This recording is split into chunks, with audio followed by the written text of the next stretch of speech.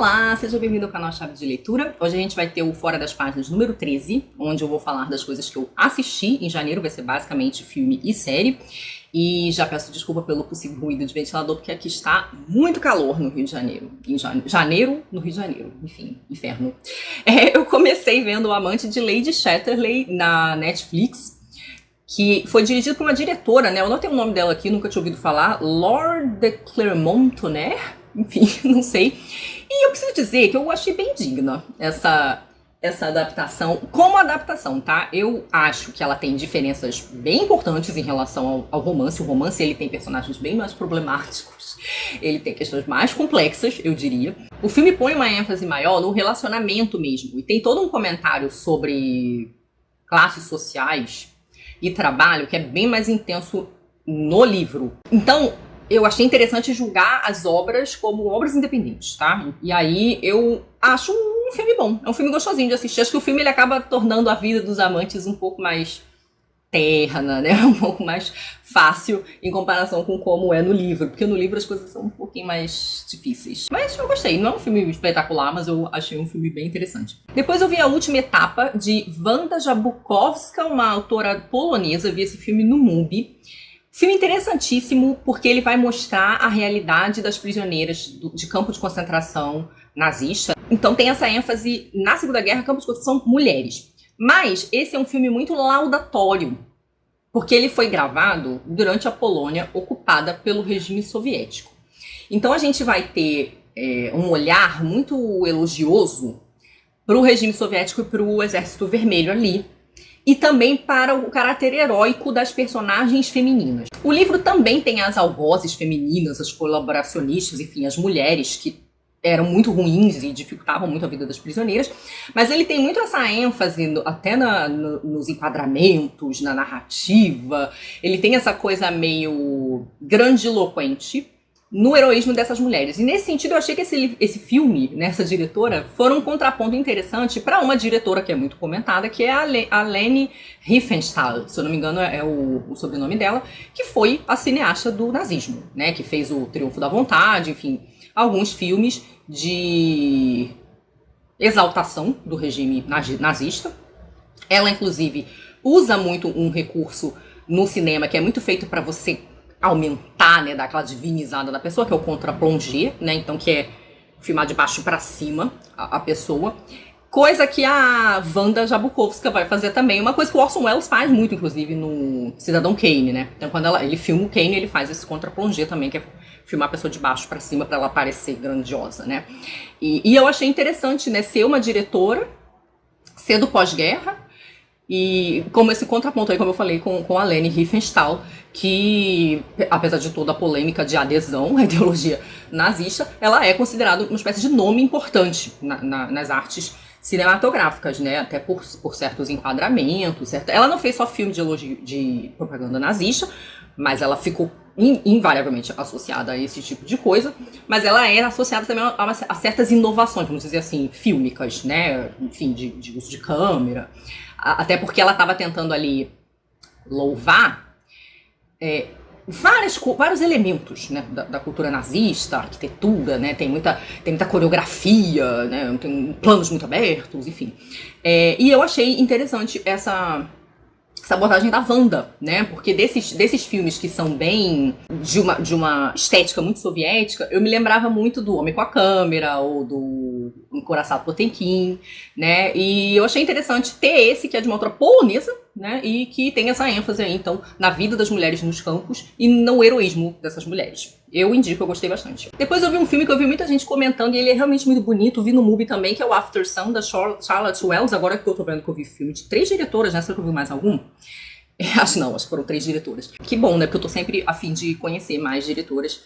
E esse filme, ele também é um filme que, do ponto de vista da montagem e da narrativa, é super experimental, né? Ele não é linear. Eu adorei o filme. Ele é um filme sobre um passeio de férias de uma filha com seu pai, um pai muito jovem. Ele é inspirado na vida da própria diretora. Então, ela teria feito mesmo esse passeio com o pai dela. Não posso mais falar sobre isso, porque o filme Ele vai envolver alguns problemas que você precisa descobrir assistindo o filme, mas ele é um filme também aberto, né? Você não sabe exatamente o que aconteceu, você tem algumas sugestões, mas eu gosto demais das atuações, eu gosto demais do uso da música. É um filme que te emociona, mas ele não é piegas. O modo, assim, a menininha que faz a filha, que atriz, assim, porque a menina consegue passar por tantos sentimentos, dúvida, constrangimento, mágoa. Nossa, assim, eu adorei. Assistam apenas, não dá pra falar muito desse filme. Depois eu vi um filme bem interessante chamado Querida, Vou Comprar Cigarros e Já Volto, tem esse título enorme. São de 2 diretores, Mariano Con e Gaston Duprat, um filme argentino. O filme argentino a gente sempre se anima, né, porque os argentinos mandam muito bem nessas artes. E eu vi esse filme no Belas à la carte, né, eu nunca sei direito como é que eu chamo esse aplicativo. Eu sei que ele é do Belas Artes, mas quando você abre o aplicativo, que finalmente eles fizeram um aplicativo para televisão, muito obrigada, ele chama à la carte. Então, enfim, é do Belas Artes e se chama à la carte, alguma coisa do gênero. E ele eu achei um filme muito legal, ele é um filme muito borgiano, muito, muito, muito, tá? Então ele vai trabalhar questão de duplo, ele vai trabalhar questão de tempo bifurcado. A premissa dele é ótima. Tô com medo de contar muito aqui, mas você tem essa figura mágica, como que ela fica mágica, eu não vou contar porque é engraçado.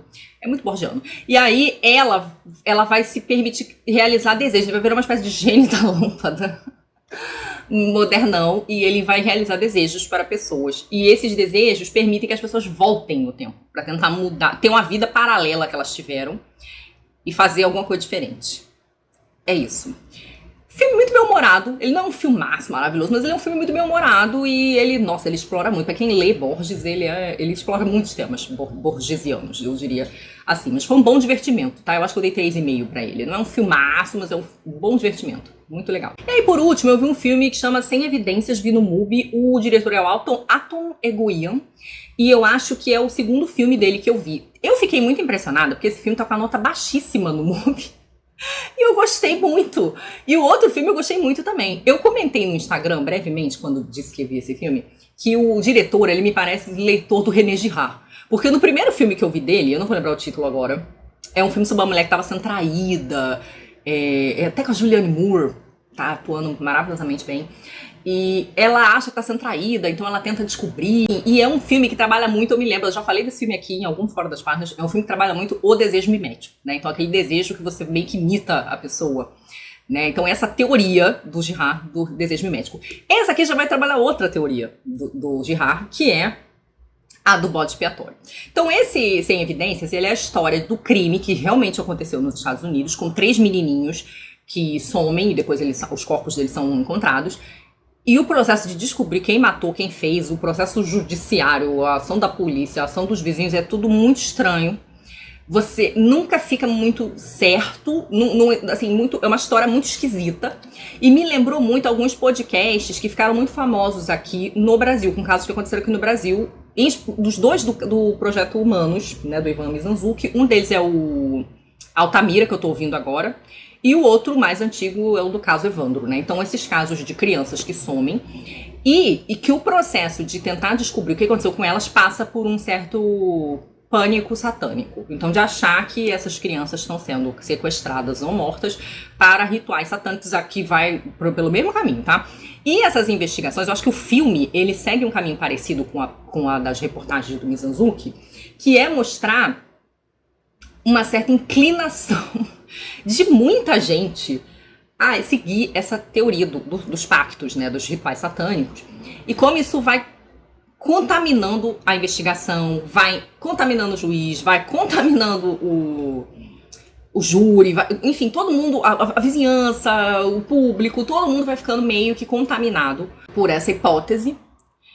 E isso acaba causando problemas no andamento do processo. O que não quer dizer necessariamente que essas coisas não tenham acontecido, mas as provas cabais, elas nunca são encontradas. As provas cabais, que era o ritual satânico, elas nunca são encontradas. Eu agora tô me lembrando, vendo o documentário também, tendo visto, né, o documentário sobre a Daniela Pérez, que isso também acontece no dela, né? Que eu nem sabia que era uma coisa de... Eu me lembro que eu era criança na época que aconteceu o assassinato dela, e eu vejo que mesmo no caso dela o negócio também vai pra uma suposição aí de ritual satânico. Então é isso, assim, eu achei... O que eu acho interessante nesse filme, eu não acho um filme ruim, ele não é um filme maravilhoso, mas eu acho ele um filme bom, estranhei a nota baixa dele. Eu acho que a nota baixa dele pode ser exatamente porque ele é um caso de crime que termina em aberto. Então as pessoas podem ter ficado frustradas por não saber quem foi. Mas assim, o caso parecido com esses dos podcasts que eu citei pra vocês, né? Então fica aí a indicação. Me digam aí se vocês assistiram algumas dessas coisas e o que vocês acharam. Agora eu vou falar das séries, tá? Assisti 2 séries, né? Uma ainda tá passando, a outra eu vi inteira. A que eu vi inteira foi na Netflix, A Vida Mentirosa dos Adultos, que é uma adaptação do livro, do romance mais recente da Helena Ferrante. Eu preciso dizer que eu só comecei a apreciar a série quando eu tentei descolar ela completamente do livro. Porque a série toma algumas liberdades, o que pra mim não tem problema, tá? Toda vez que eu vou ver uma adaptação, eu encaro aquilo ali como uma adaptação. E uma adaptação, ela é uma adaptação tanto para o outro meio, né? Ou seja, ela não vai dar pra ser igual ao livro, porque vai ser audiovisual. Mas também uma adaptação à estética do diretor, né? Ou da diretora. Então, assim, também tem ali a linguagem própria, o estilo próprio do artista que tá adaptando aquele negócio ali. E aí o que acontece? Eu acho que A Vida Mentirosa dos Adultos, ele tem um maneirismo às vezes demais para o meu gosto, tá? Então ele tem umas músicas muito marcantes, em momentos demais, momentos em que eu acho que não precisava ter música. Ele não é uma série muito sóbria. E o modo como ela é excessiva, porque tem coisas que são excessivas que são boas, né? Tem artistas cuja marca é o excesso. Eu acho que eu fiquei um pouco confusa sobre o uso dos recursos. E daí eles não funcionaram sempre pra mim. Eu tenho uma desconfiança que é a seguinte. Porque assim, o filme tinha horas que ele parecia ele queria fazer uma coisa meio Baz Luhrmann pra mim. Que já é uma pessoa que pesa aí a mão um pouco nesses recursos, né? De efeito especial, de música. Mas em outros, a série ia pra um caminho meio novela mexicana. E o caminho novela mexicana eu acho que eu entendo. Eu entendo porque eu vejo que a Ferrante ela tem esse interesse em romances populares. Romances que eram escritos tradicionalmente para mulheres, entendido como literatura de mulheres, essa literatura de banca, né? E tanto que a Ferrante ela tem essa escolha editorial de que as capas dos livros dela pareçam capas de livro de banca. Então a Ferrante, me parece, ela tem um interesse nesse tipo de narrativa. Então eu acho que a produção da série quis, de alguma maneira, incorporar esse interesse da Ferrante aí, por isso a série, às vezes, ela tem um quê de novela mexicana. Eu tinha essa impressão. E aí, quando eu tentei suspender a lembrança que eu tinha do livro, né, como eu imaginei os personagens, como eu imaginei certas dinâmicas, eu pude aproveitar melhor a série. Não vou dizer que é uma série espetacular. Se eu tivesse dado uma nota pra ela de 0 a 5, eu daria 3,5. No fim das contas, eu gostei de assistir, eu gostei das atrizes que fazem as personagens principais. Eu não amei, mas eu gostei muito, não senti meu tempo perdido não, tá? Mas me contem aí, porque eu sei que várias pessoas abandonaram, acharam a série esquisita demais. Mas é isso, eu tentei ver como um produto descolado do livro da Ferrante, pra tentar entrar no que a produção ali tava me propondo enquanto estética, tá? E aí eu acho que funcionou, não foi maravilhoso, mas funcionou.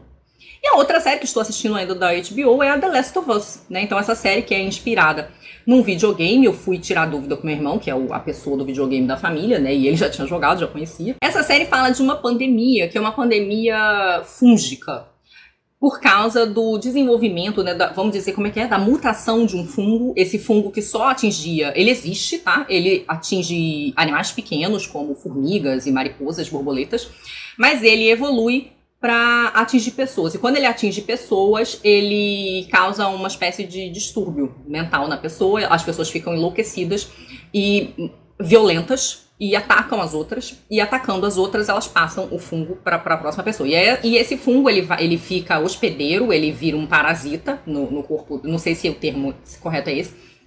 No corpo dos seus... ele não vira um hospedeiro, ele fica um parasita no corpo do hospedeiro. E aí ele vai crescendo, como ele de fato cresce nos insetos que ele ataca, né? Então chega um momento que o hospedeiro morre e ele vai virando um cogumelo ali meio pra fora da vítima, né? Do cadáver. E isso acontece então com essas pessoas que são contaminadas aí na história desse videogame agora adaptado para a série. Então essas pessoas, elas têm a fase da violência, onde elas ficam muito agressivas e atacando as outras, e até que, de repente, elas perdem a visão, porque a cabeça delas vai virando um gigante, um cogumelão, assim, né? Até que o cogumelo tome totalmente conta do corpo delas e elas morram, né? E esse cogumelo vai se espalhando, enfim, isso causa... É uma epidemia gravíssima e faz com que a Terra regrida muito em vários aspectos, a comunidade mude. A série se passa num pedaço dos Estados Unidos que conseguiu se isolar.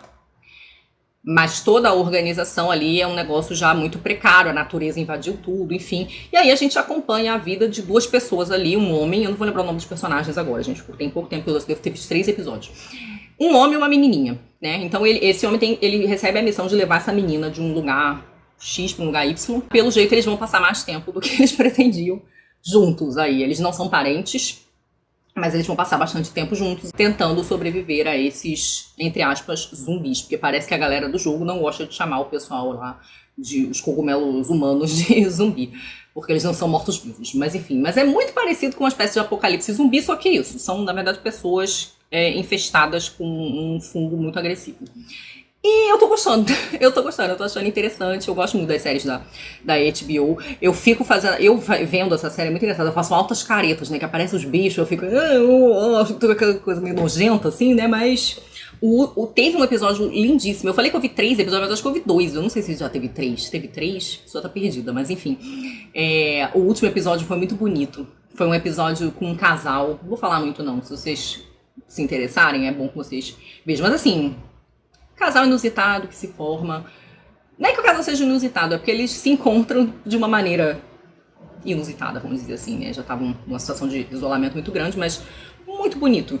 O episódio é esse. Fica aí a dica. Me digam se vocês viram algumas dessas séries, o que vocês acharam e o que vocês viram de série que vocês recomendam aí para nós. Um beijo grande em todos. Muito obrigada aos apoiadores e membros pelo apoio aqui com o meu trabalho. Até a próxima.